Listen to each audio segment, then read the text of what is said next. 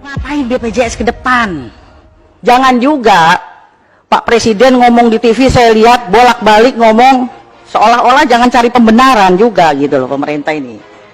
Ini loh yang udah saya berikan untuk rakyat yang sudah dibayar oleh pemerintah negara sekian triliun.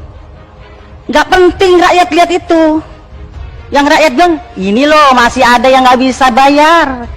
Ini loh masih ditolak dari rumah sakit dan itu melanggar konstitusi. Jadi saya perlu ingatkan nih teman-teman semua, baik Kementerian BPJS, Badan Pengawas maupun DJSN dan kita semua yang ada di sini. Mumpung tanda tangan kita masih laku, apa sih sebenarnya historinya bisa lahir BPJS itu apa? Kan ingin memotong birokrasi kesehatan supaya tidak berbelit-belit. Dulu ada Jamkesmas, Jamkesda, Askeskin, SKTM, bla bla bla bla, supaya mimpi kita ada jaminan sosial tingkat nasional, sehingga orang Pandeglang sakit di Bandung, orang Papua sakit di Aceh, itu semua hak warga negara Indonesia. Kita orang Indonesia punya hak yang sama. Itu perintah Undang-Undang Dasar 45 pasal 28H. Terus argumentasinya, iklannya di TV, saya muak kalau lihat gotong royong. Dengan gotong royong yang sehat memberi yang sakit, semua tertolong. Gotong royong itu yang kata Bung Karno, bukan begitu. Saya bikin got, oh ada yang punya teh, ada yang punya singkong rebus, ada dengan sukarela, dan punya itu konsep gotong royong benernya dari Pancasila, Sila, Trisila, Ekasila, itulah gotong royong. Kalau gotong royong orang dipaksakan itu pemerasan. Kamu boleh nggak kena ini mandiri, harus satu keluarga 5 orang, itu yang tadi dibilang sama Adinda Anwar. Suruh ikut 5 orang, itu pemerasan, saudara menteri. Gotong royong yang dia udah tahu satu keluarga dia yang rawan sakit, anakku yang nomor 3, oh gajiku segini. Tadi siapa yang katanya mau ngeliatin nanti di daerah pemilihannya, saudara Salehno, saya yang sehari 20.000, dia bisa menggotong royongkan satu orang. Ya udah, alhamdulillah, itu harusnya tanggung jawab negara loh, tanggung jawab pemerintah loh. Dia udah mau menggotong royongkan satu orang, jangan dipaksa juga dong 5 orang. Itu namanya pemerasan. Tanggung jawab negara, jangan lagi bicara nanti rugi dong BPJS, nanti pemerintah rugi dong. Bung Karno dulu memerdekakan republik ini, saudara menteri, ini kan tentara, pasti belajar dong Lemhanas. Saya nggak belajar Lemhanas, saya tahu. Bung Karno dulu nggak pernah mikir tentang gaji tentara segini, PNS nggak. Yang penting proklamasi, kami itu dulu. Ini nggak usah mikir, negara tidak boleh berbisnis dengan rakyatnya, tidak boleh. Maka itu perlu lompatan. Kalau belum udah takut rugi, takut mundur. Pak Jokowi wali kota sudah bisa memikirkan 250.000 rakyatku di Solo harus bagaimana sehat semua, pintar semua, dapat pekerjaan semua. Itu perintah undang-undang, bukan neko-neko. Begitu jadi gubernur DKI yang memikirkan 9 juta, begitu jadi presiden 260 juta. Makanya perlu yang bantu-bantu ini memikirkan. Jadi bukan ini data, ini kalau itu mah udah yang satu bisa ngerampok, kalau bisa yang lain juga ngerampok, begitu. Tapi ini hak rakyat. Undang-undang kesehatan juga mengatakan di situ, tapi mana rakyat ada yang terbela? Nggak ada. Padahal udah kita cantumkan di Undang-Undang Kesehatan pasal 32. Rumah sakit menolak pasien, sanksi di pasal 190. Baru nolak saja sanksinya 2 tahun, dan saya dulu nggak mau bilang atau 200 juta. Kalau karena ditolak yang tadinya dia stroke ringan begini jadi permanen gini atau mati, 10 tahun dan 1 miliar. Tapi nggak pernah ada pasien dipenjarakan dapat itu si dokter atau perawat atau apa, tapi selalu pasien yang jadi kalah. Padahal kita udah cantumkan kedaulatan pasien di pasal itu, nggak pernah disosialisasikan. Karena teman sejawat itu ikatannya terlalu tinggi. Saya pernah dibully sama ID di somasi, bukan dokter Terawan aja. Karena statement saya yang menyakitkan, saya bilang dokter lebih jahat daripada polisi. polisi nilang orang sehat, dokter nilang orang sakit. Saya langsung dibilang, dokter kecepatan keluar dari ID. Saya dulu masih Jainal, ketua ID-nya. Saya bilang, Jainal, yang milih gue bukan lu, yang milih gue rakyat Sukabumi. Saya statement gitu, saya bilang sama anak saya yang dokter, kalau kamu mau jadi dokter jangan jadi pedagang, kalau jadi pedagang tidak bisa jadi dokter. Nggak boleh dua-dua itu dijadikan. Tapi sekarang dokter-dokter jadi pedagang, repot. Yang tidak harus USG, USG. Jadi perlu revolusi mental dulu itu. Kalau kita dulu kan ilmu dari dosen kita, kepintaran dari Tuhan kita terapkan. Sakit apa Bu? Panas, berapa hari? 4 hari. Coba lidahnya, oh observasi typhoid. Ibu di rumah diet lunak. Enggak kalau sekarang, dokter sekarang. Padahal udah tahu observasi typhoid. Tapi dia bilang ini, oh lab ya, 15% dari labnya. Ya kan? Dan salahnya lagi, ini kok labnya ragu ya? Ulang Bu, kan gak salah pasiennya. Double 15%. Itu alat terpakai, konsul dokternya dapat, ya kan? Itulah kapitalisme masuk di bidang kesehatan. Yang tadinya kesehatan itu orientasi sosial, karena pengaruh kapitalisme bergeser menjadi komersial. Ini tanggung jawab kita bersama. Kalau cuma ngomong masalah defisit ini data nggak selesai. Biar orang kaya juga punya hak yang sama, benar. Tapi persoalan negara baru bisa mengasuransikan kelas 3. Ya lu kalau mau itu mimpi kita ke depan, mudah-mudahan nanti bisa di kelas 1 kayak Kuba gitu. Jadi dari Fidel Castro sampai rakyat sama. Begitu. Tapi baru bisa kelas 3 ya. Kalau lu kurang nyaman ya lu carilah swasta. Tapi semua punya saksama dulu, jangan nanti tiba-tiba PHK. Oh, belum masuk data sakit nih ini. Ini karena bukan tim suksesnya nggak masuk ini.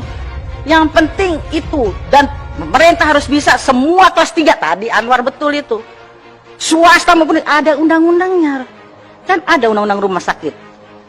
Bahwa rumah sakit swasta harus 25% atau 20% untuk kelas 3. Artinya gini, lu boleh dong bisnis di negara ini, tapi punya juga kontribusi lu untuk negara. 20%, 25% harus kelas 3. Kelas 3 itu untuk KIS. Ini jangan Jokowi bagi KIS-KISnya nggak laku di rumah sakit. Itu kan sama nyoreng mukanya Pak Presiden. Bagi KIS, tahu-tahu KIS di rumah sakit, Bu, kelas 3 penuh Bu, adanya kelas 1. Kenapa kelas 1-nya kosong? Supaya bayar dulu. Namanya rakyat. Biarin deh suster anak saya di kelas 1, udah KIS-nya dikantongin, nggak laku kan? Dia telepon temennya, utang dong anak saya dirawat di kelas 1. Untuk apa KIS? Ini PR kita. Tanggung jawab. Itu dewasnya gimana? Ini harus kita awasi, dan ini kebobolan di mana-mana pasti terjadi lah. Karena revolusi mental buat kita semua, dokternya kayak perawatnya kayak orang rumah sakitnya kayak BPJS ya semua salah. Udah. Saya itu pernah berhayal mau tidur itu. Mimpi saya ke depan itu bagaimana ya suatu saat tidak boleh satu orang pun yang tertolak dari rumah sakit. Karena Undang-Undang Dasar 45 pasal 34 mengatakan negara berkewajiban menyediakan fasilitas kesehatan untuk semua rakyat. Artinya tidak boleh satu pun yang tidak terlayani. Kalau masih ada orang yang tidak bisa mengakses kesehatan, artinya kita masih gagal semua ini. Jangan dianggap kita berhasil. Menteri Kesehatannya kayak, DPR-nya kayak, ketua komisinya kayak, semua gagal. Jangan bilang hebat, enggak. Sama semuanya, jangan tepak dada. Masih ada di sekitar kita yang nangis. Bayi tidak bisa pulang di Bekasi karena ditahan rumah sakit. Bayangin. Soal itu, Pak, kalau punya KIS nggak apa-apa kan dia nggak pakai. Pasti dia pakai dong Jasindo. Makanya udah nggak usah data. Jadi usul konkret saya, sudah Menteri Kesehatan, usul pada Pak Jokowi. Kan sama-sama UGM. Belum ada presiden dari UKI.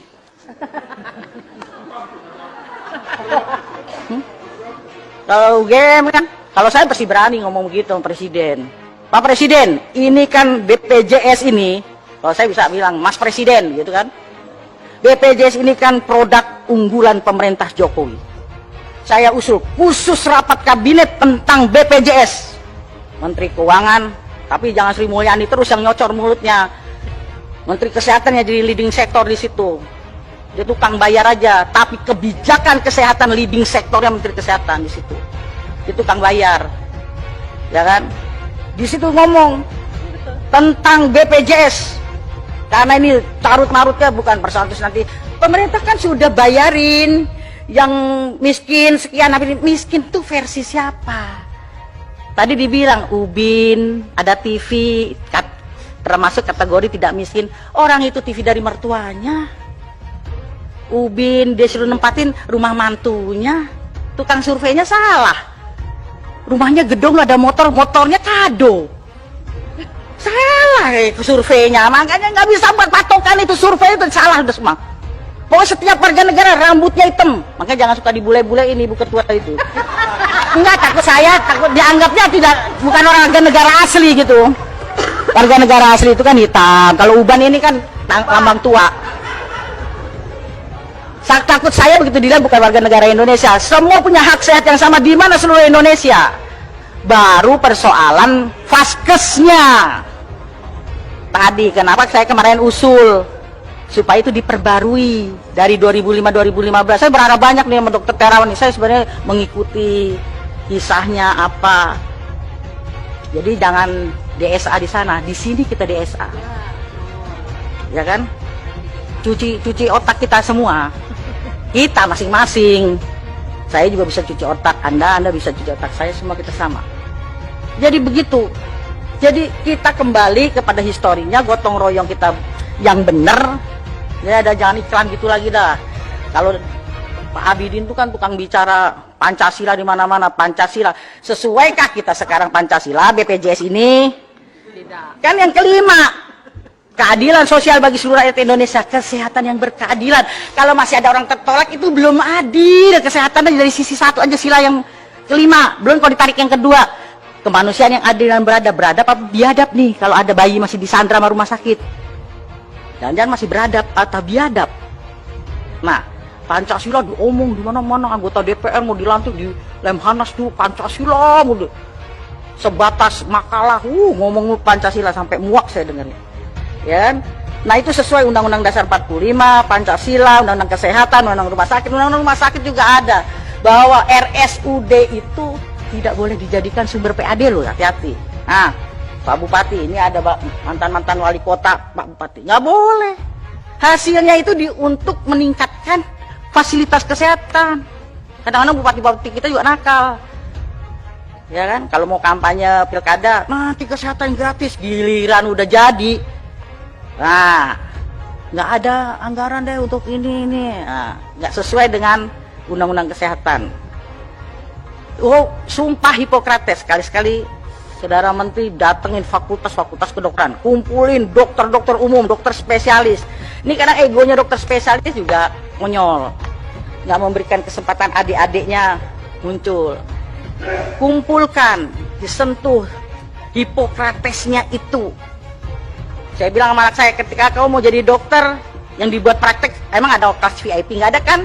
Kelas 3 semua yang colok-colok vaginanya itu. Tapi udah dokter, nggak ada yang mau lagi. Tuse, yang dirasain apa? Anget katanya ya.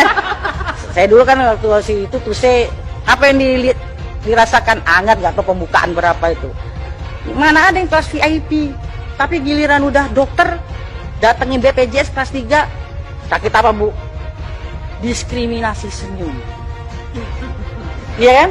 Tapi kalau yang datang yang VIP, selamat siang Ibu, sakit apa, buka bajunya. Aduh senyumnya bagus banget udah pokoknya.